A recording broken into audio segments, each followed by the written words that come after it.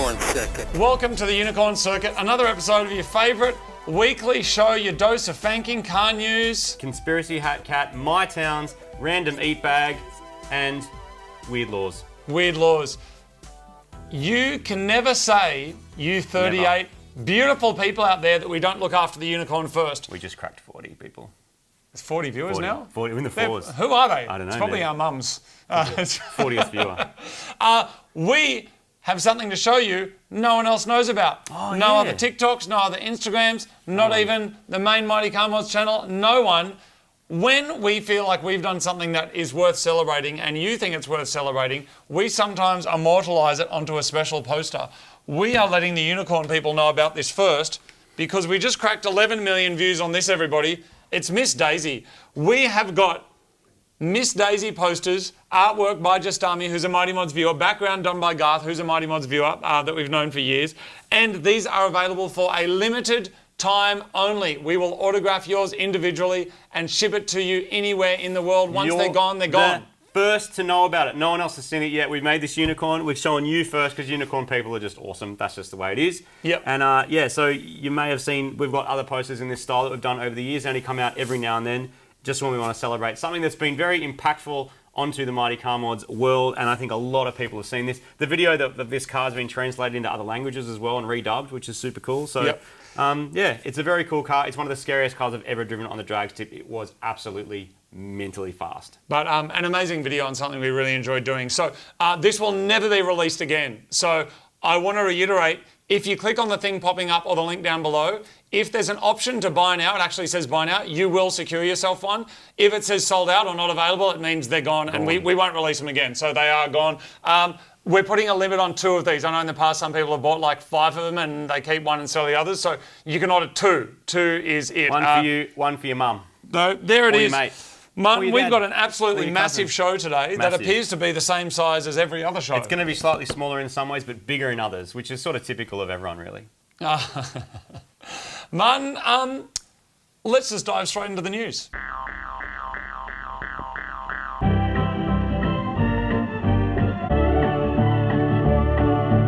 Kicking off the news with some Mighty Car Mods news. This is big. This is in the press. We've made the mainstream news, Martin. We have. With something that we've been doing. Thank you very much. Last time we reached out and said we need some hand trying to find some parts for the Up. The Up GTI conversion build is continuing, and thank you. Some of you have emailed us. We've emailed you. We've chatted with some people. We are in the process of assembling the different parts and things that we need. There will be the next video of that will be out in the next day or 2 that you'll see that. But in other news, the Volkswagen Up's gone. It has been officially axed by Volkswagen. I actually rang somebody from Volkswagen. Hey Todd, how you doing? I was like, is it gone? It's gone. It's actually gone. It was launched in 2011. It was Volkswagen's smallest car.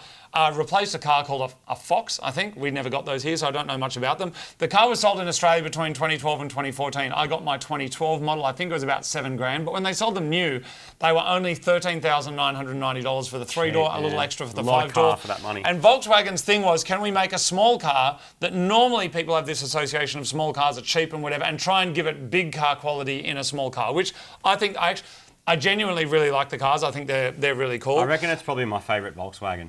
Yeah, I reckon. Yeah, I actually... They just got it right. I know what it is. Sometimes this stuff's hard to exactly put your finger on because a Mark 7.5 Golf R is the fastest does 11s. Yeah, absolutely. But like, there's something about the Up. Yeah. It really won me over on that trip we did. When we drove it across New South Wales and did like way more Ks in that than most people would. I'm like, this is excellent. Yeah, it's an excellent car. We got car. lost on some random dirt road. No problem. Yep, off it went, dirt, mud, all over the place it went. But I was reading from drive.com.au, the main story is that Volkswagen Ups are gone. And I was reading through to get some information for this.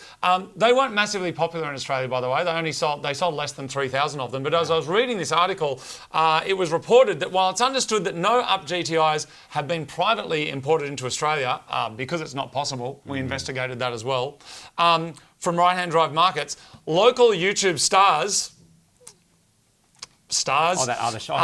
Local YouTube stars, Mighty Car Mods, are currently converting an Australian-delivered Up to Up GTI specification using parts sourced from the UK. We're trying. That's good journalism because it's correct. Because it's correct. You also can't get those parts in Australia. They are all different because that was another option. You could get up equivalent parts. We check part numbers and cross references, but the up's really unique in that way. So this up will be very unique in that way for that reason. Yeah, and I want to say if we can get it going, it's currently an if. Martin has threatened me that if it's not working soon, I'll come into work one day and it's going to have a K-Series in it. I said it's going to have a Honda engine. Like if we don't get the stuff, it's going to have a Honda engine in it, which would be awesome. But actually, 1 litre, direct injection, turbo, 6-speed, all the like that's actually what it needs. We're going to get there because a K would be very heavy in that car. Martin, what do you got? What do you got in the news? Just saying. Mate? Speaking of Hondas, sometimes I like to look up cars that either we never got or they're just a bit weird and quirky. And sometimes you'll hear about a car and I'm looking for press releases and it's like Honda Passport. I'm like, a Honda what? What's that? And I know that 20 of our 40 viewers who are from the United States are going, yeah. But passports. What's a Honda Passport? We don't get Honda Passports. Never Honda heard of it. Passports have been around since the early 90s. It was actually a co-production between Honda and Isuzu, but they were made at the same factory that also made Subaru stuff. Okay. Because in America back then that was a thing. Interestingly, Honda's been in America for something like, they've made like 30 million cars. Really? 30 million cars. Wow. Made in America, which is just wild. But anyway, early on they made a version that looked like this, which was 2.6 litre and rear-wheel drive, just a weird-looking, I was going to say ugly, and it kind of is, a weird-looking SUV thing. Okay. Then Gen 2 were in like the mid to late 90s where everything started looking extra round and bulbous. Also had an Isuzu engine. And then the third generation one is the one that's also the current model. And they make one that's a black edition. Now, I know you like black editions. I do like Black Edition.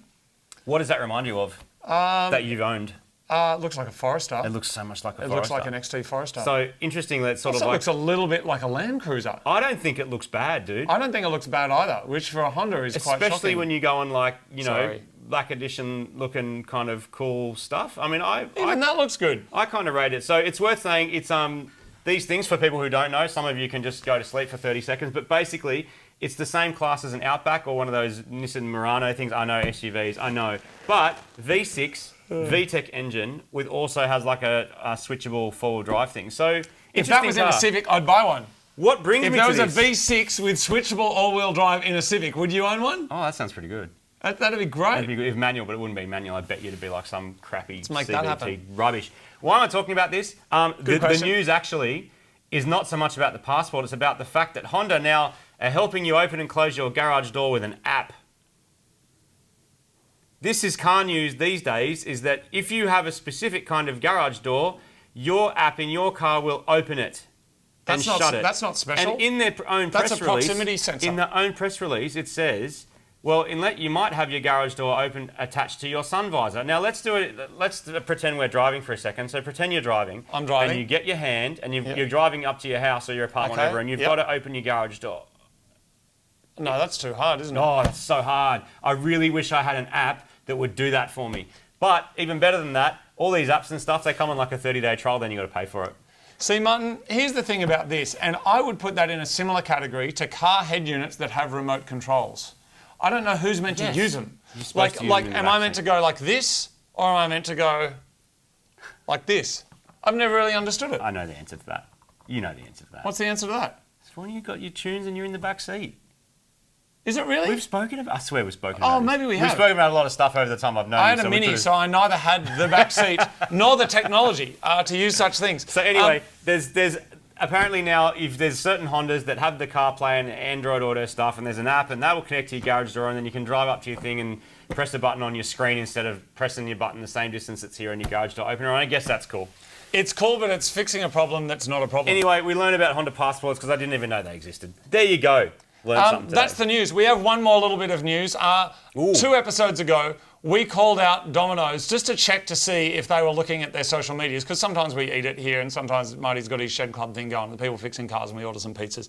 Not only did we hear from people all over different franchisees and stores, we also heard from head office, and we're like, hey, we want to make a Gemini and do whatever. Yeah, can we have a meeting? Can you help us do it?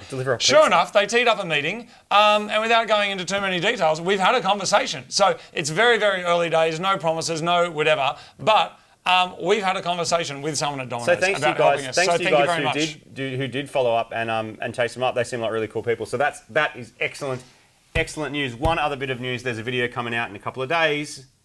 that involves... Martin, it's the biggest video of the year. I'm just going to put it out reckon? there. In terms of the scope of what gets done, who's working on it, new music, the shoots, the time, it's the biggest video of the year, I reckon, so People far. have flown in, multiple people flew in from different countries to help us on this particular car. Yeah. We've been working on it for over a year since we first got the first bits and pieces and started working on it. Huge. The car we got all the engine stuff, one of the most disgusting cars we've ever had. Absolutely. On it ever in our workshop. Yep. And it's turned out really excited to show you, and it should be coming out all going well next week on like Monday. So keep your eyes peeled. Martin, last episode, after we'd eaten the Dominoes that did arrive, we called out Boost Juice. We did. Because we like Boost, don't we, in our cars? And we thought, hey, is someone from Boost Juice Socials watching? I said I'd announce if they got back to us or not. Not a word. They've not contacted us. And it's not really their job to contact us, but it's not their job. This was just a test to go, how on the pulse are the young people today? Oh, right. Are they on the... They don't deliver anyway, so it doesn't work. We're not that young. Oh, I'm not the young person. Good, okay. It's our 40 viewers out there. I'm not referring to us. Right, okay, good. Bunch of old craggy relics. OGs from the YouTubers. But anyway, we didn't hear from them. I don't know why. I'm giving you one more chance, Janine and team from Boost Juice. Just an email at the Unicorn, so it's down below and go, yes, we saw it. You don't even have to give us some juice. We just want to see if someone from your organisation knows what is up with Australia's premier automotive news and entertainment show, the Unicorn Circuit. It's a high bar. Martin, I think that's all of it. Oh, Stockholm's going to ban petrol and diesel engine cars from going into the city from 2025. There's already some stipulations of what goes into Paris. Yeah. We didn't know that when we went there, and seems no one else did either. No. But Stockholm, 2025, by the way, people, is in 14 months. I don't know exactly what the date is, but they're going to ban it. Police emergency vehicles and people with disabilities, their vehicles will be exempt. But rain fingers, it's happening. That's the news. Captain Planet, he likes cops. What?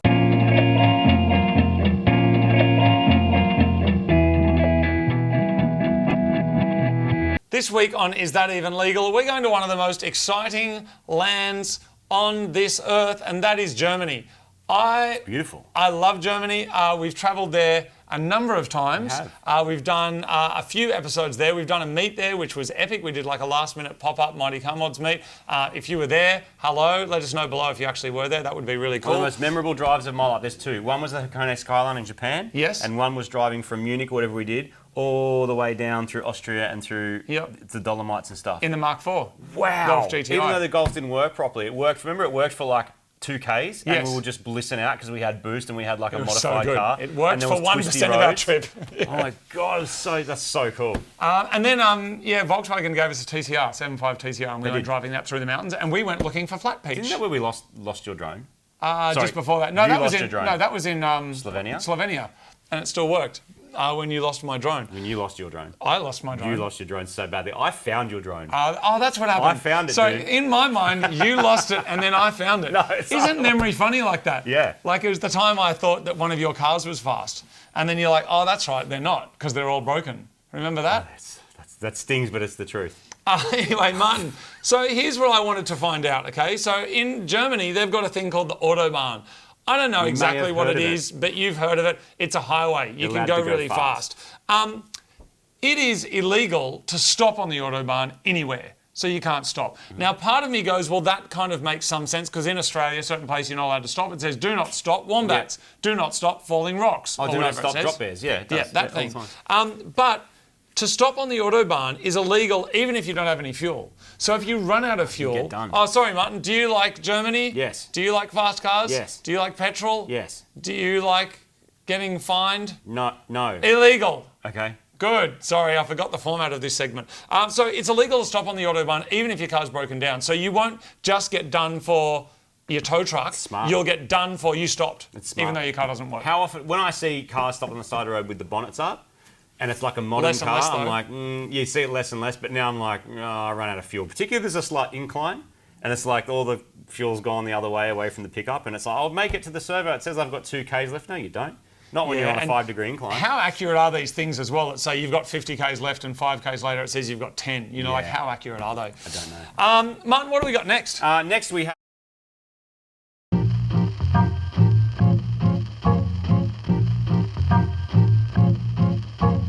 Turns out we don't have a mycrapcar. Either none of you have any crap cars anymore, which I find highly unlikely, It's possible. or you're just not sending us a video. Wouldn't you love to be on the show? They've all bought Volkswagen Ups. Have they? And they don't qualify as crap. That's why the prices are going up. That's why they don't qualify. It's called unicorn tax. Unicorn tax, That's what people. that is. We've got a mytown. We've got a mytown though from a gentleman called Dominic.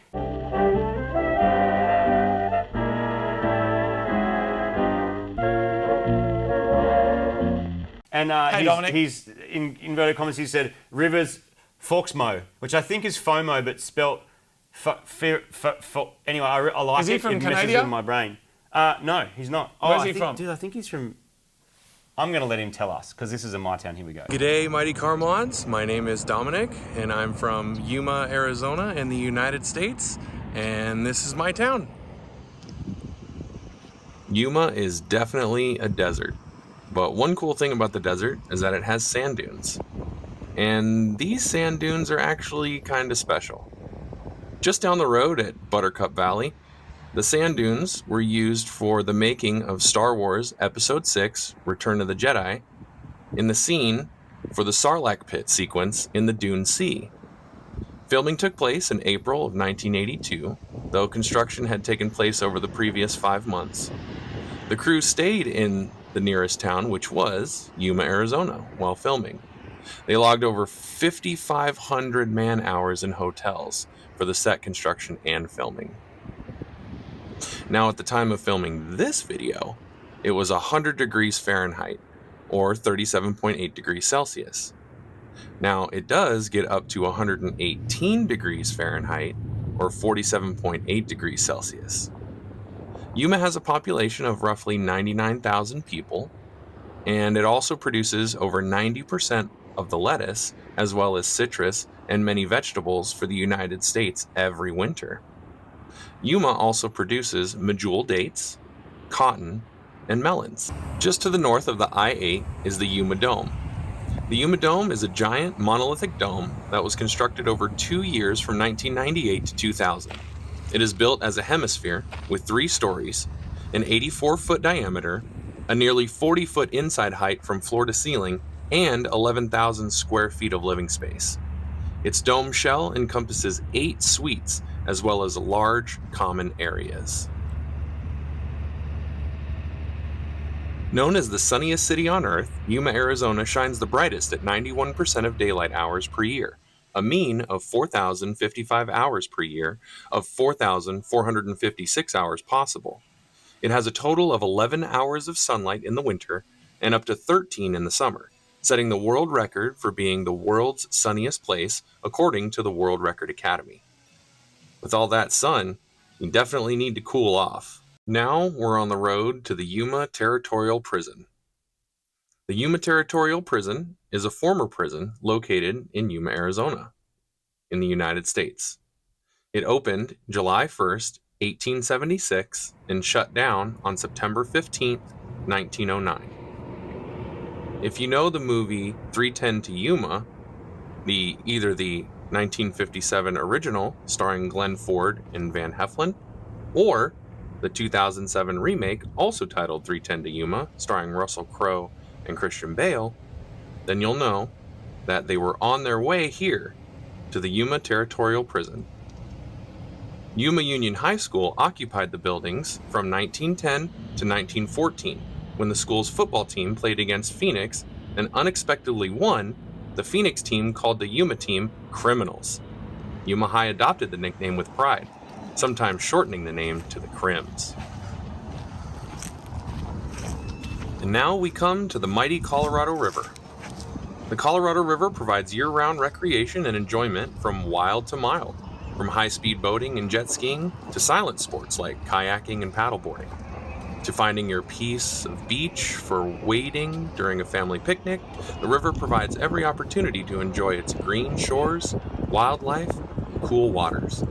Warm and sunny winters make a great time for boating or paddling, while the hotter weather in the spring and summer, you can make a splash with the wetter options like tubing and water skiing. On the edge of downtown, pleasantly calm waters roll along the east and west wetlands parks, providing tranquil place to stroll or jog, gathering with friends, or let young ones run off some energy. Yuma is also known for being a military town because it is home to both the Yuma Army Proving Grounds as well as the Marine Corps Air Station. Yuma has proven to be a great place for both training and testing equipment, as the conditions mirror those of other deserts found around the world. Lastly, let's take a quick trip down to the border. This is the border between the United States and Mexico. The border wall stretches over 100 miles on the Arizona-Mexico border. Also, you can see here a canal which provides water for the irrigation that we use for the lettuce. And now, my crap truck. Nah, I'm just kidding. This is a 2014 Chevrolet Silverado 1500 Z71 4x4, and I love her. She gets me from place to place. But the one special thing about her is, zoom in here. We take with us Rivers Cuomo from Weezer. And that unicorn circuit is my town. Thanks for watching. Thank you very much for sending us your video. We love seeing your towns. Please send us a video of you in your town. Show us a shop. Show us a place that you like to go. Do you know what I like? Secondhand shops. You don't have to go in there. I would love if you do a little tour of your town and go, this is the secondhand shop. One of our friends, Ross, we went to visit him a few years ago. We did the Ford Meteor project with him, so it was like 15 years ago. His local town in either Corindi or Tamworth, I can't remember which one, was a video store and secondhand shop in one. You can rent a video and buy some secondhand tools, which is excellent. Do you have a shop like that near you? Please let us know. Send it in. Martin, it's time for big one this week. Conspiracy Hat Cat.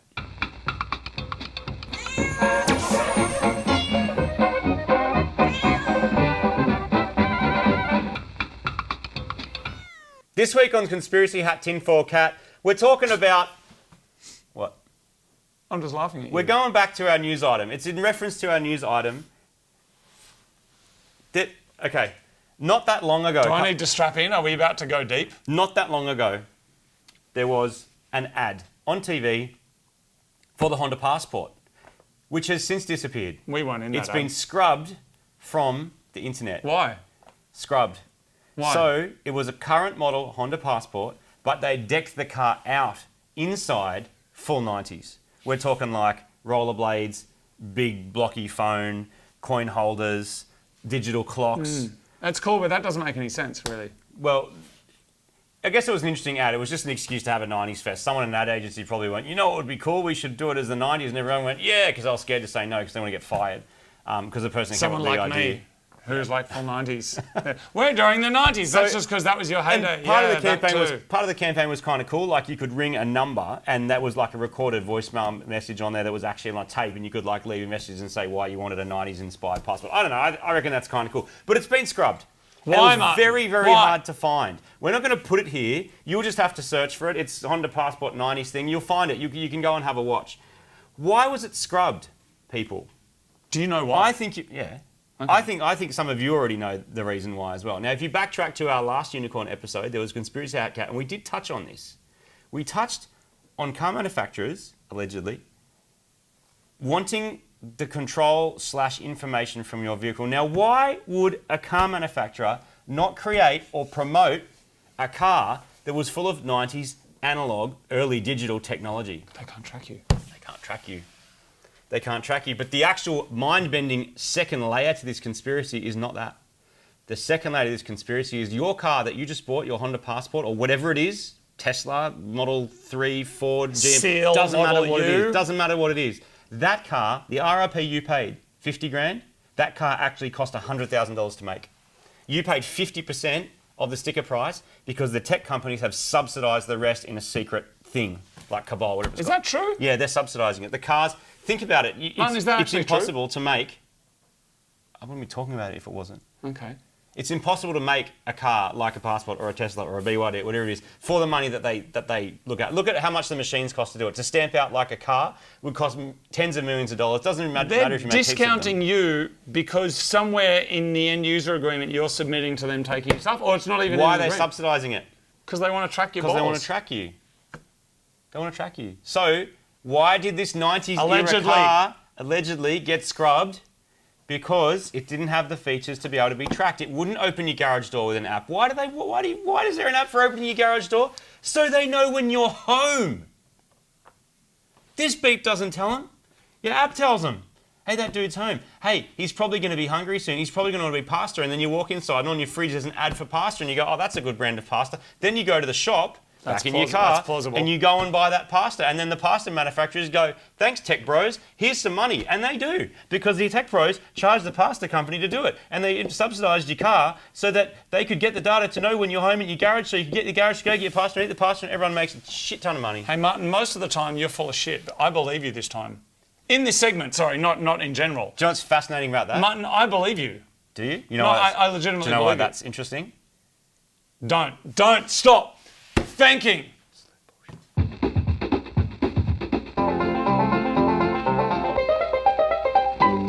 Fanking is the delightful art of recontextualising a product's name by taking a photo of it down to your crotch. If you think we're speaking quickly, it's not because we're hungry for lunches, it's because we're running out of internet.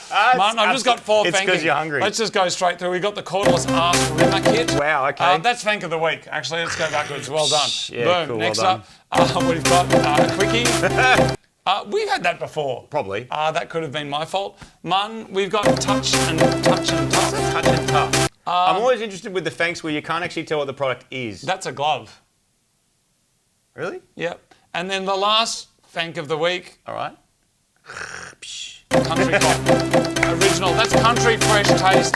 Country cock. Well done. You went absolutely nothing. But good job if you sent that in. You can send in your Fanking. Put them on the Fanking Facebook group. You'll find that on Facebook. Martin, that's it. We've got some eaten bags. No, we got some mailbag. Oh, we got some mailbag. We're going to open some mailbag.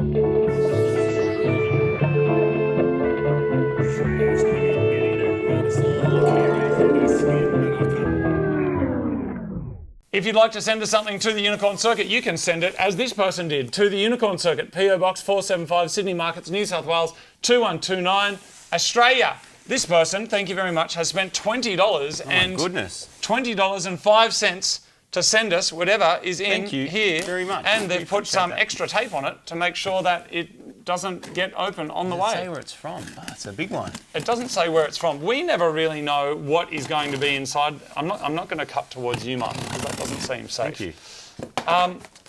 But here we go. Hello. Oh, hello. What is this? Hello. Oh, what is this? What? Hi, Marty and Minnie Moog. That's a good. Dave here from Ireland. Oh, what? From Ireland. I've been watching Mighty Come On since Turbos and Temples over 12 years ago, and I'm one of the 38 people that actually watches the Unicorn Circuit. I've got my own YouTube channel, which is at Jazda, that's Jazda, Jazda. where I work on project cars like my V6 Mazda MX-5 and Honda Beat. Oh, that's cool. We like you already, Dave. I like This your is wheel. awesome. I like your shirt and your Jazda logo. That's mad. I'm obsessed with wheels, so I've got t-shirts. I've set up a little link where I've got t-shirts with designs, Mad. which is jazdashop.com. I'm sending you over a couple of custom t-shirts as your videos have been an inspiration to me. I'm also including Irish crisps for Radom Eat Bag. Enjoy from Dave Clayton. Sian is goodbye in the Irish language. It's pronounced slawn. Quickly, run the Eat Bag graphics now.